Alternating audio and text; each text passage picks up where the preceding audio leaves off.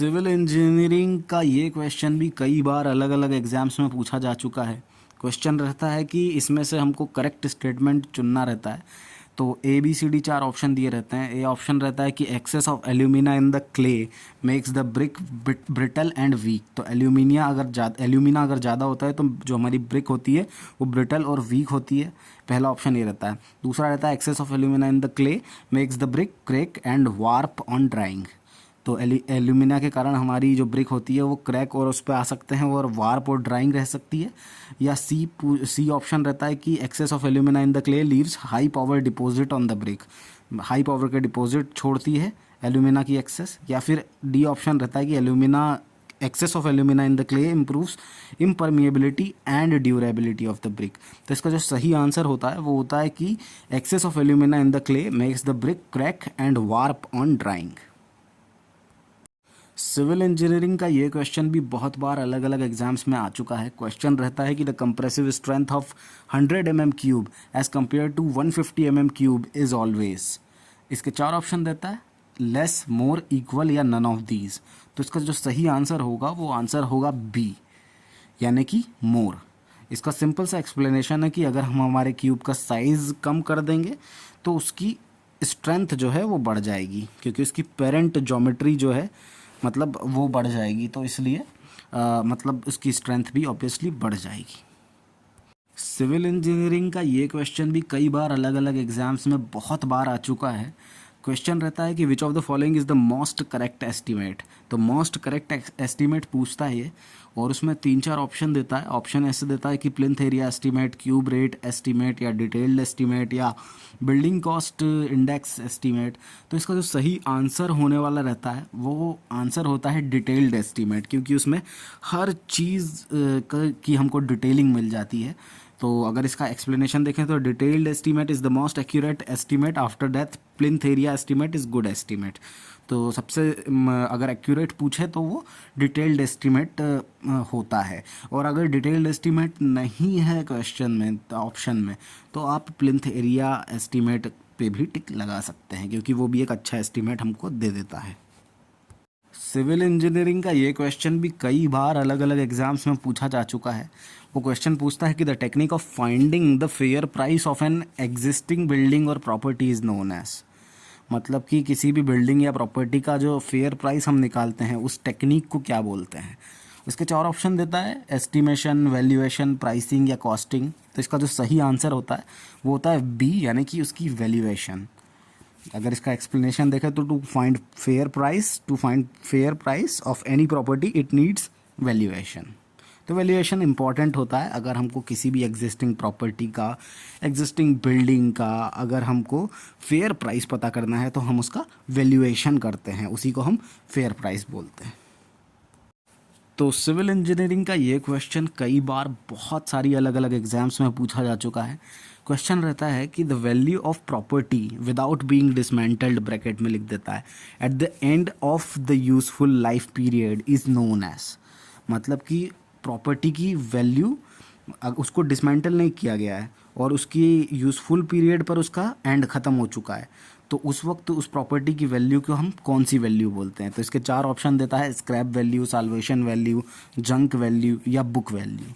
तो इसका सही आंसर जो होगा वो होगा बी, यानी कि साल्वेशन वैल्यू।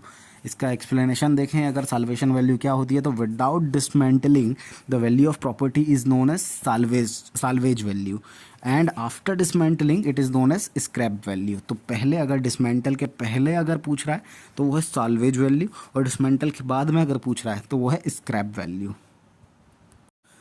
सिविल इंजीनियरिंग का ये क्वेश्चन भी कई बार अलग अलग एग्जाम्स में पूछा जा चुका है। क्वेश्चन रहता है कि the value of dismantled material less the cost of dismantling is called. मतलब कि किसी भी डिसमेंटल्ड मटीरियल की वैल्यू में से अगर हम कॉस्ट ऑफ डिसमेंटलिंग हटा दें तो कौन सी वैल्यू हमको मिल जाती है। इसके 4 ऑप्शन देता है, स्क्रैप वैल्यू, साल्वेशन वैल्यू या रिटिएबल वैल्यू या फिर नन ऑफ दीज। तो इसका जो सही आंसर होता है वो होता है स्क्रैप वैल्यू। मतलब स्क्रैप वैल्यू वो वैल्यू होती है जब हम डिसमेंटल्ड मटेरियल की वैल्यू में से कॉस्ट ऑफ डिसमेंटलिंग को माइनस कर देते हैं।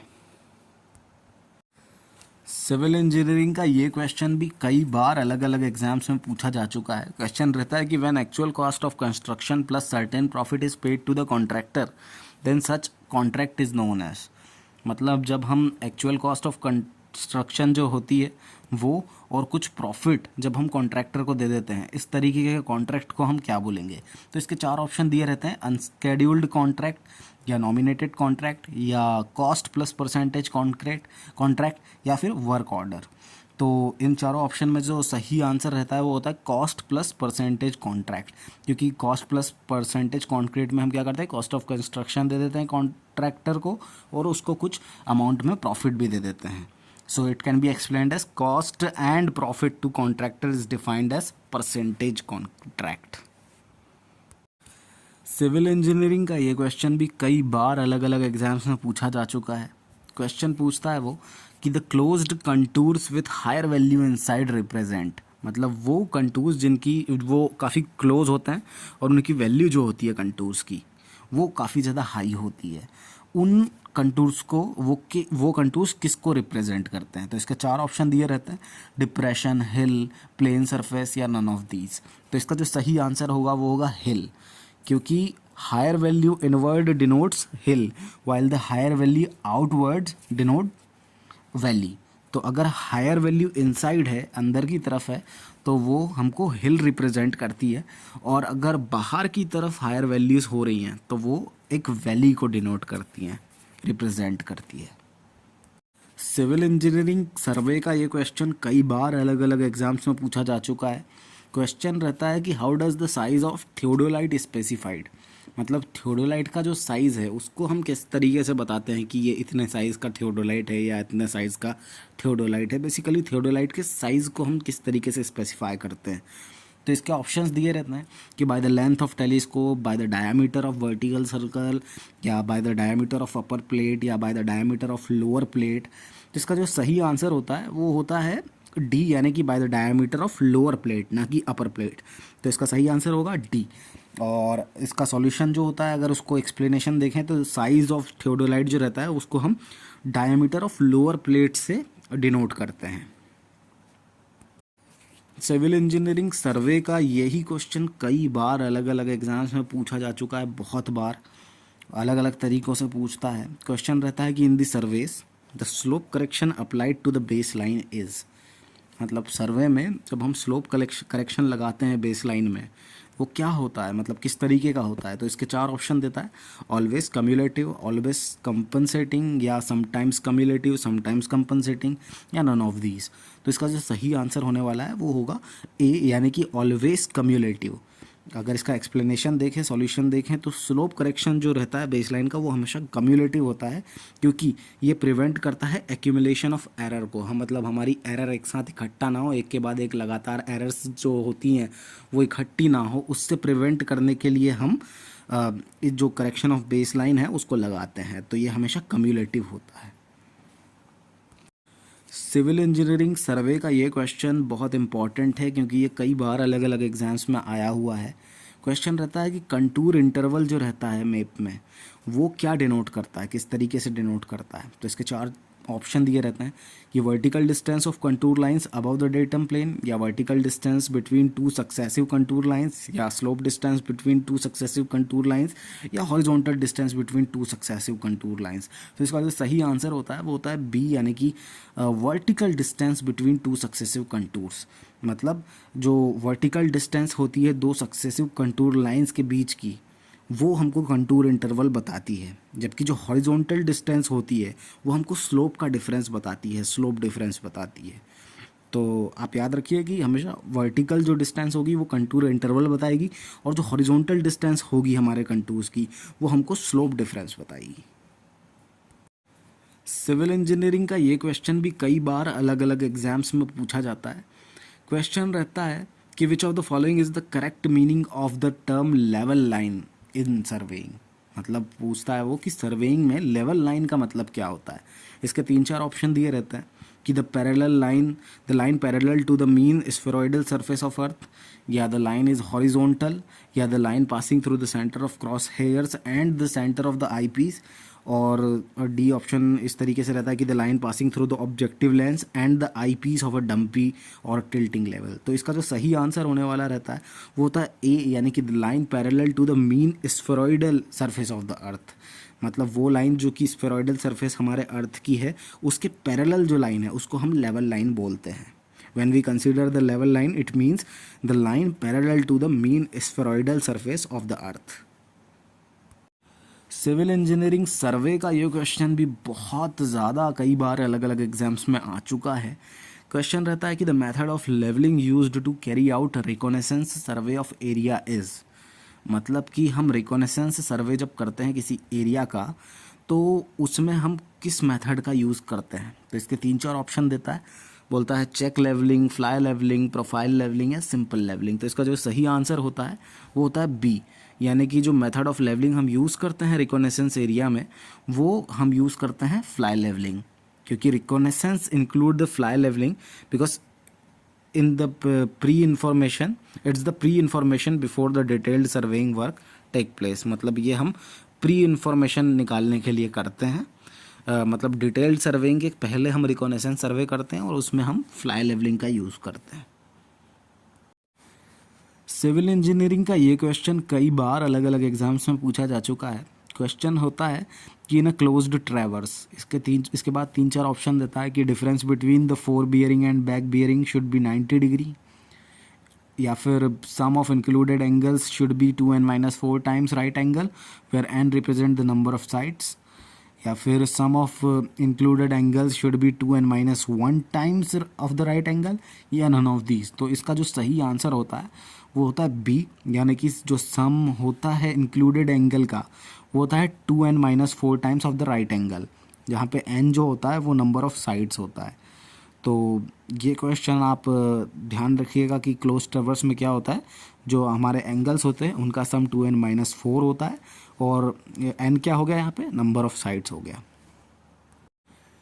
सिविल इंजीनियरिंग सर्वे का ये क्वेश्चन भी कई बार अलग अलग एग्जाम्स में पूछा जा चुका है। क्वेश्चन रहता है कि the horizontal angle which the true meridian makes with magnetic meridian is called. तो वो हॉरिजॉन्टल एंगल जो ट्रू मेरिडियन और मैग्नेटिक मेरिडियन के बीच का होता है उसको क्या बोलते हैं। तो इसके 3-4 ऑप्शन दिए रहते हैं। ऑप्शन रहते हैं मैग्नेटिक डिक्लिनेशन, ट्रू डिक्लिनेशन या डिप या एजीमुथ। तो इसका जो सही आंसर होगा वो होगा कि ए, यानी कि मैग्नेटिक डिक्लिनेशन। मतलब ट्रू मेरिडियन और मैग्नेटिक मेरिडियन के बीच का जो हॉरिजॉन्टल एंगल होता है उसको हम मैग्नेटिक डिक्लिनेशन बोलते हैं, because magnetic declination is defined as the angle between true meridian and magnetic meridian. Civil engineering का सॉइल का ये क्वेश्चन कई बार अलग अलग एग्जाम्स में पूछा जा चुका है। क्वेश्चन में वो क्या करता है, वो क्वेश्चन में पोरोसिटी दे देता है हमको और मॉइस्चर कंटेंट भी दे देता है ताकि हम भटक जाएं। तो the void ratio of the, वो बोलता है कि the void ratio of a soil sample having the porosity of 0.32 and moisture content of 25%। तो और फिर उसके बाद हमको 3-4 ऑप्शन दे देता है वो। तो इसका जो सही आंसर निकालते हैं हम उसको सिंपली हमको बस पोरोसिटी के मदद से वॉइड रेशियो निकाल देना होता है, जो कि हमारा फॉर्मूला है n/1 - n। तो मतलब इसमें हमको मॉइस्चर कंटेंट की ज़रूरत ही नहीं पड़ती, पर वो ज़बरदस्ती हमको उलझाने के लिए मॉइस्चर कंटेंट भी क्वेश्चन में दे के रखता है ताकि हम इधर उधर सोचें और हमारा ध्यान भटक जाए और हमारा टाइम खोटी हो जाए और हम मतलब पेपर में कंफ्यूज्ड हो जाएं। तो आई होप आप लोग इस पे ध्यान देंगे। सिविल इंजीनियरिंग सॉइल का ये क्वेश्चन कई बार अलग अलग एग्जाम्स में आ चुका है। क्वेश्चन वो पूछता है कि which of the following factor can affect the bearing capacity of soil. मतलब बियरिंग कैपेसिटी जो होती है सॉइल की उसको कौन अफेक्ट कर सकता है। तो इसके ऑप्शन देता है वो grain size of the soil, shape of the footing या साइज ऑफ द फुटिंग, या ऑल ऑप्शंस आर करेक्ट। तो इसका जो सही आंसर होगा वो होता है डी, यानी कि ऑल ऑप्शंस आर करेक्ट। मतलब जो हमारी बियरिंग कैपेसिटी होती है वो इन सभी चीज़ों पर डिपेंड करती है। Grain size of the soil होगा या फिर शेप ऑफ द फुटिंग हो गया या साइज ऑफ द फुटिंग हो गया, कुछ भी हो उन सब पे हमारी बियरिंग कैपेसिटी जो होती है वो डिपेंड करती है। सिविल इंजीनियरिंग सॉइल मैकेनिक्स का ये क्वेश्चन कई बार अलग अलग एग्जाम्स में पूछा जा चुका है। क्वेश्चन रहता है कि which of the following soils has the uniformity coefficient of more than 10। मतलब कौन सी ऐसी सॉइल होती है जिनका यूनिफॉर्मिटी कोफिशिएंट जो होता है वो 10 से ज़्यादा होता है। तो इसके 3-4 ऑप्शन देता है कि well graded soil, course soil, uniform soil या पुअर सॉइल। तो इसका जो सही आंसर है वो होगा ए, यानी कि वेल ग्रेडेड सॉइल। क्योंकि हमको पता है कि जो यूनिफॉर्मिटी कोफिशिएंट होता है CU वो 10 होता है वेल ग्रेडेड सॉइल का। क्योंकि जो CU होता है हमारी कोर्स सैंड सॉइल का वो CU होता है, CU इज़ ग्रेटर देन 4, और CU अगर ग्रेटर देन 6 है तो मतलब हमारी जो सॉइल है वो सैंडी सॉइल है। तो वेल ग्रेडेड हम इसको बोल सकते हैं। तो अगर किसी सॉइल की अगर यूनिफॉर्मिटी कोफिशिएंट 10 है इसका मतलब वो है well graded soil. Civil engineering FM का ये क्वेश्चन कई बार अलग अलग एग्जाम्स में पूछा जा चुका है। क्वेश्चन रहता है कि the pressure intensity same in all direction at a point in a fluid. मतलब कि हर दिशा में जो प्रेशर इंटेंसिटी होती है वो सेम होती है किस पॉइंट पे फ्लूइड में।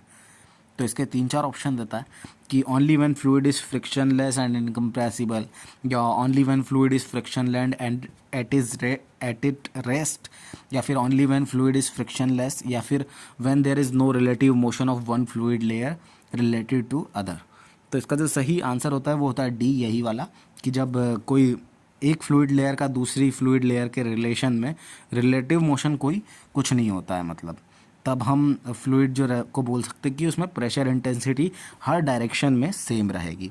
सो when fluid in static medium means when there is no relative motion of one fluid layer to the other. Civil engineering FM का ये क्वेश्चन कई बार अलग अलग एग्जाम्स में पूछा जा चुका है। क्वेश्चन रहता है कि flow at constant rate through a tapering pipe is. मतलब टेपरिंग पाइप जो होता है मतलब उसका साइज़ धीरे धीरे बढ़ रहा है, तो उस टेपरिंग चेंज हो रहा है मतलब, तो टेपरिंग पाइप में जो कांस्टेंट रेट से अगर फ्लो हो रहा है तो वो किस तरीके का फ्लो होगा। तो इसके 3-4 ऑप्शन देता है कि स्टेडी एंड यूनिफॉर्म फ्लो होगा, steady and non uniform flow होगा, या अनस्टेडी एंड यूनिफॉर्म फ्लो होगा, या unsteady and non uniform flow होगा। तो इसका जो करेक्ट आंसर है वो होगा steady and non uniform flow, क्योंकि वेलोसिटी जो है वो विथ रेस्पेक्ट टू स्पेस हमारी चेंज होती जा रही है। So steady and non uniform flow. Civil engineering FM का ये क्वेश्चन कई बार अलग अलग एग्जाम्स में पूछा जा चुका है। क्वेश्चन रहता है कि the motion of air mass in a tornado is a, मतलब कि जो टॉर्नेडो है उसमें एयर मास जो होता है उसका मोशन क्या होता है, मतलब किस टाइप का होता है। इसके 3-4 ऑप्शन रहते हैं, free vortex motion, forced vortex motion, या free vortex at centre and forced vortex at outside, या फोर्स्ड वॉर्टेक्स एट सेंटर और फ्री वॉर्टेक्स आउटसाइड। तो इसका जो सही आंसर होगा वो होता है डी, यानी कि जो फोर्स्ड वॉर्टेक्स जो होता है वो सेंटर में होता है और फ्री वॉर्टेक्स जो है वो आउटसाइड में होता है, क्योंकि motion of air mass in a tornado is a forced vortex at its centre and free vortex at outside of the tornado. Civil engineering FM का ये क्वेश्चन कई बार अलग अलग एग्जाम्स में पूछा जा चुका है।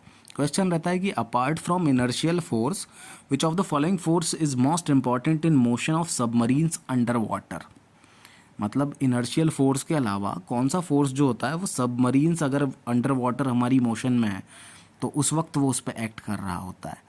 तो इसके 4 ऑप्शन देता है कि viscous force, gravity force, compression force, या सरफेस टेंशन फोर्स। तो इसका जो सही आंसर होता है वो होता है ए, यानी कि हमारा विस्कस फोर्स, क्योंकि विस्कस फोर्स जो रहता है वो ड्रैग प्रोवाइड, जो भी ड्रैग रिक्वायर्ड होता है सबमरीन को उसके मोशन के लिए वो प्रोवाइड करवाने में हेल्पफुल होता है। तो ये बहुत ही इम्पोर्टेंट होता है अगर सबमरीन हमारी अंडर वाटर में मोशन कर रही हो तो। सिविल इंजीनियरिंग FM में ये क्वेश्चन कई बार पूछा जा चुका है। क्वेश्चन रहता है कि when an ideal fluid flows past a sphere, जब एक स्फीयर से हमारा आइडियल फ्लूइड पास करता है तो क्या होता है। तो highest intensity of pressure occurs around the circumference at right angle to the direction of flow, या lowest pressure intensity occurs at front stagnation point, या lowest pressure intensity occurs at rear stagnation point, या फिर total drag is 0। तो जब भी हमारा fluid जो अगर आइडियल फ्लूइड है तो और वो स्फीयर से पास हो रहा है तो जो हमारा कभी भी टोटल ड्रैग जो रहेगा वो 0 होगा, क्योंकि जो आइडियल फ्लूइड होता है उसमें कोई विस्कोसिटी भी नहीं होती और कोई सरफेस टेंशन ही नहीं होता, तो जो ऑब्वियसली हमारा टोटल ड्रैग जो होने आने वाला है वो भी ज़ीरो आएगा। सिविल इंजीनियरिंग का ये क्वेश्चन कई बार अलग अलग एग्ज़ाम्स में आ चुका है। क्वेश्चन एफएम का रहता है। क्वेश्चन होता है कि which of the following fluid can be classified as non Newtonian, मतलब नॉन न्यूटोनियन फ्लूइड किसको कहा जा सकता है। इसके ऑप्शंस में दे देता है kerosene oil and diesel oil, human blood and toothpaste, या डीजल ऑयल एंड वाटर, या केरोसिन एंड वाटर। तो इसका जो सही आंसर है वो होगा ह्यूमन ब्लड और टूथपेस्ट, क्योंकि ये नॉन न्यूटोनियन नहीं होते, मतलब होते हैं, ये नॉन न्यूटोनियन होते हैं। बाकी दूसरे जो हैं वो सब न्यूटोनियन के एग्जाम्पल हैं, क्योंकि ह्यूमन ब्लड एंड टूथपेस्ट इनको हम आइडियल बिंगम फ्लूइड बोलते हैं। It does not shows the straight line curve passing through the origin. ये हमको एक ऐसी स्ट्रेट लाइन कर्व नहीं शो करता है। जब हम स्ट्रेस स्ट्रेन डायग्राम बनाते हैं तो हमको एक स्ट्रेस लाइन, ये ऐसी स्ट्रेट लाइन शो नहीं करता है जो ऑरिजिन से पास हो रही हो। सिविल इंजीनियरिंग एफएम का ये क्वेश्चन कई बार अलग अलग एग्जाम्स में पूछा जा चुका है। क्वेश्चन रहता है कि in the selection of turbine by specific speed और head which of the following statement is not correct.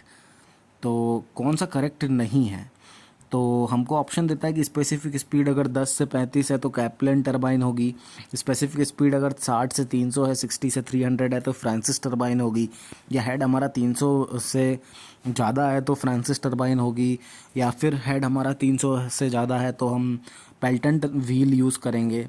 तो इसका जो सही आंसर है वो होगा कि ए, यानी कि जो हमारा नॉट करेक्ट है वो है कि स्पेसिफिक स्पीड जो है अगर 10 से 30 होगी तो कैप्लन टरबाइन हम यूज़ करेंगे, क्योंकि ये स्टेटमेंट है ये गलत है एकदम, क्योंकि कैप्लन टरबाइन हम 10 से 35 पे यूज़ नहीं करते हैं।